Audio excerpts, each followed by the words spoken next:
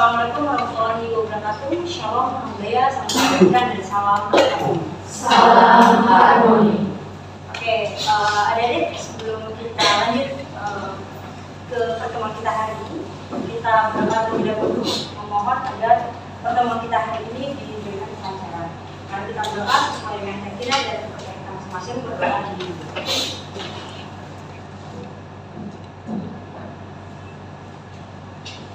Oke, berdoa selesai. Selamat pagi semuanya.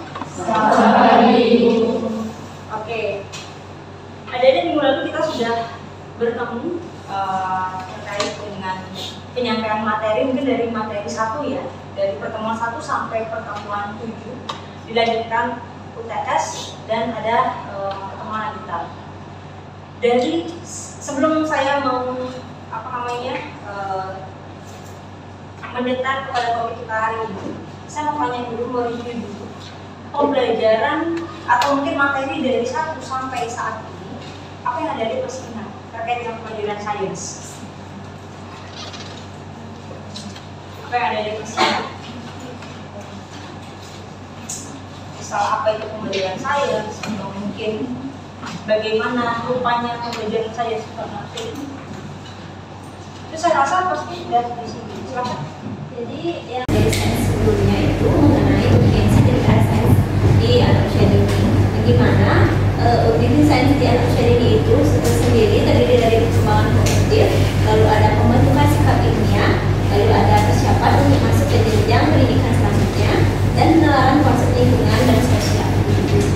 Oke, ada yang punya pendapat lain atau misalnya ada yang mau menambahkan dari pendapat kita?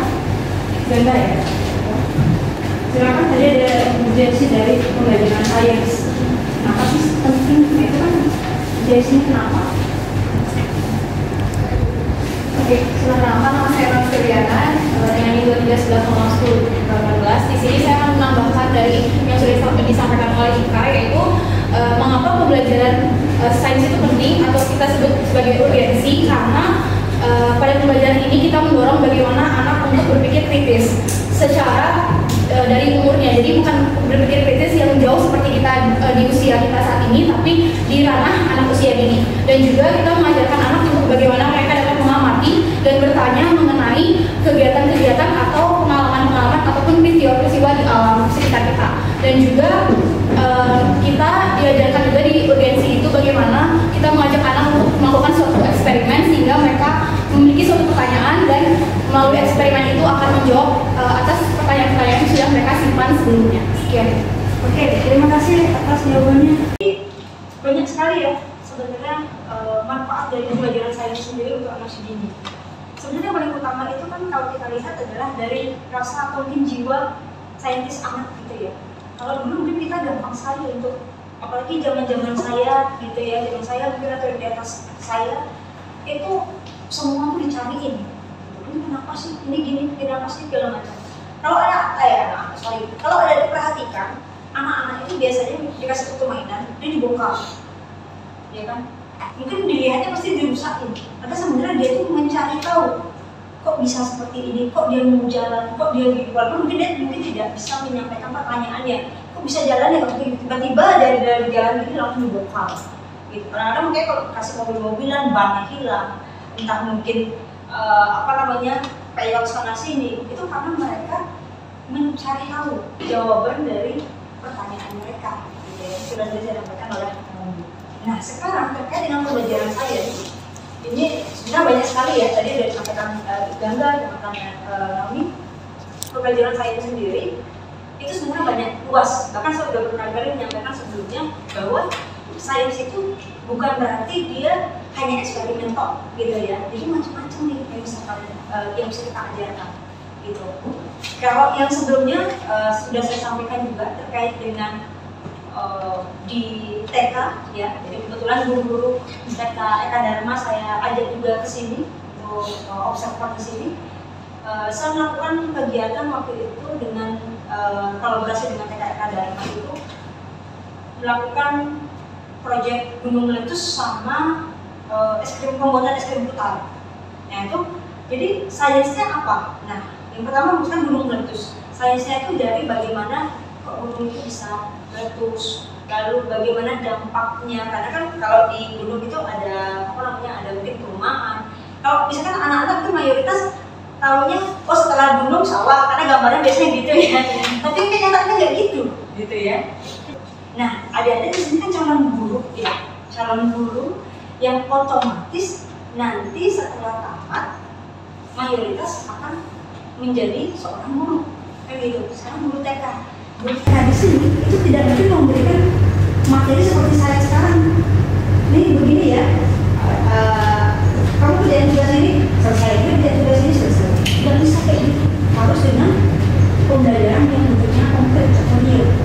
Nah sekarang tugasnya yang ada di sini adalah bagaimana cara mentransfer ilmu yang ada di dalam Al-Quran ke ranah yang lebih konkret lagi. Cuman sebelum adik-adik mentransfer ilmu itu, adik kan harus punya pengetahuan banyak, ya kan? Harus punya pengetahuan yang banyak. Oke, saya terkait dengan lingkungan adik-adik. Apa yang adik-adik pikirkan terkait dengan lingkungan?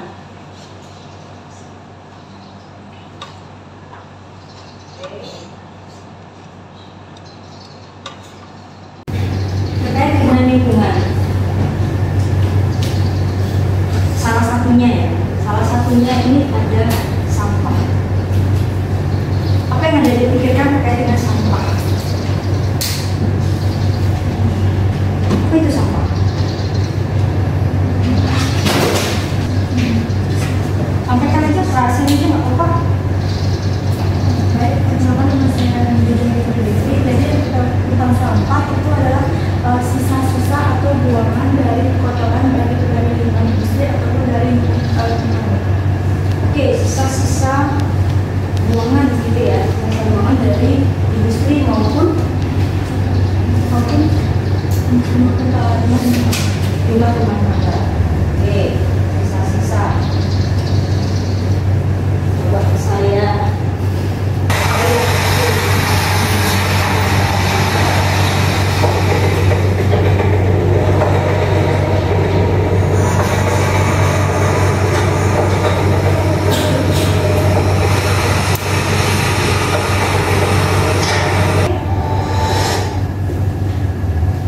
apa yang kalian tangkap dari video ini? Apa yang kalian lihat?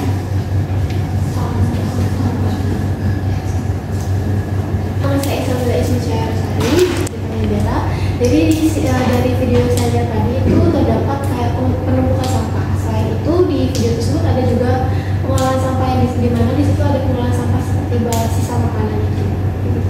Oke, ada penumpukan sampah. Apa yang kalian pikirkan? Terusif di benak saya mengenai apa sebenarnya penyebab dari penumpukan sampah tersebut. Lalu saya mulai berpikir mungkin ada beberapa aspek yang membuat penumpukan sampah tersebut. Yang pertama mungkin populasi manusia yang semakin bertambah, kemudian kurangnya fasilitas untuk memilah sampah dari orang-orang atau perumahan-perumahan. Lalu selanjutnya yang terakhir kurangnya pemahaman kita masyarakat Indonesia mengenai apa pentingnya kita memilah sampah sebelum kita buang terakhir di TPA.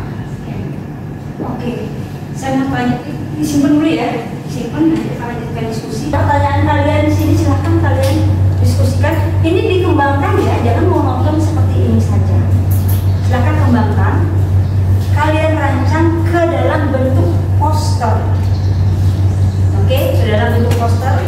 Seperti apa nanti solusi yang kalian berikan? Silahkan diskusi adik-adik bagi kelompoknya. Boleh kok agak ribut, boleh. Silahkan kalian diskusi kelompok. Silahkan diputar-putar bangkunya nggak apa-apa ya. Boleh.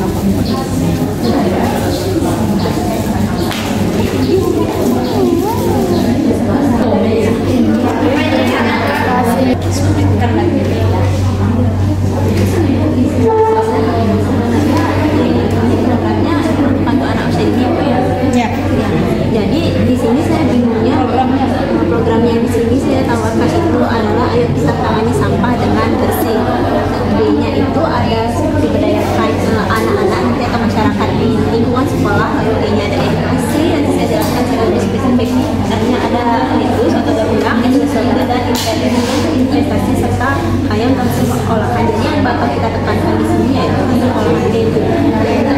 Apa untuk pembuatan kompos di tanah usia dini itu melibatkan anak-anak itu kan? Bisa aman benar. Kita bakal menggunakan daun-daun yang ada di sekitaran lingkungan yang jatuh dari pohon-pohon, lalu juga upacara agama. Karena dalam kita menggunakan canang yang sampah-sampahnya itu agar memiliki nilai dan bisa digunakan lagi, kita akan menggunakannya sebagai kita akan dibuat dan memprosesnya lagi dengan menggunakan anak-anak untuk prosesnya juga sehingga nanti bisa lebih bisa digunakan. Oke. Apa namanya? Berarti dari segi ininya ya, masukannya itu ya. Tempat tuh tempatnya kita sepertinya akan dua hanya dia mungkin di bawah tanah itu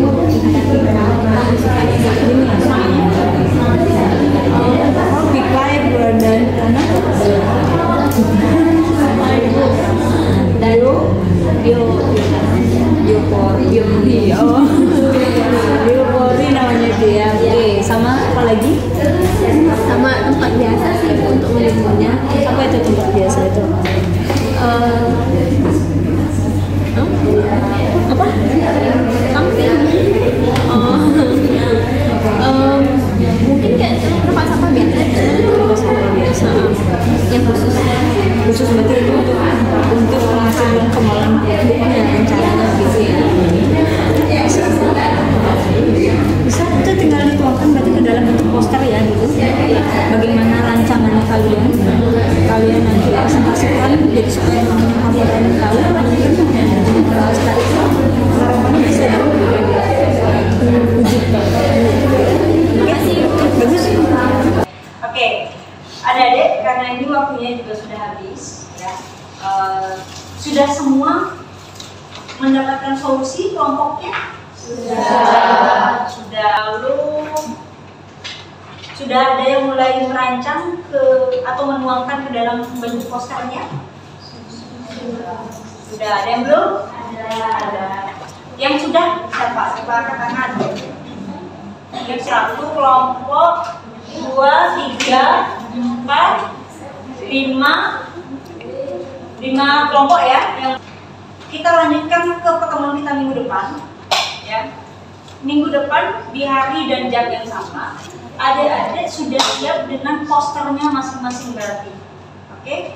Sudah siap dengan posternya masing-masing, dengan posternya itu ya tadi ya, yang berisi kegiatannya adik-adik, programnya adik-adik, solusinya adik-adik itu, gitu ya. Jadi ini kita ketemu lagi minggu depan.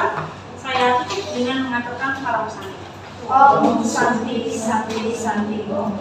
Wassalamualaikum warahmatullahi wabarakatuh. Shalom, salam jaya, salam kebajikan, dan salam harmoni. Salam harmoni.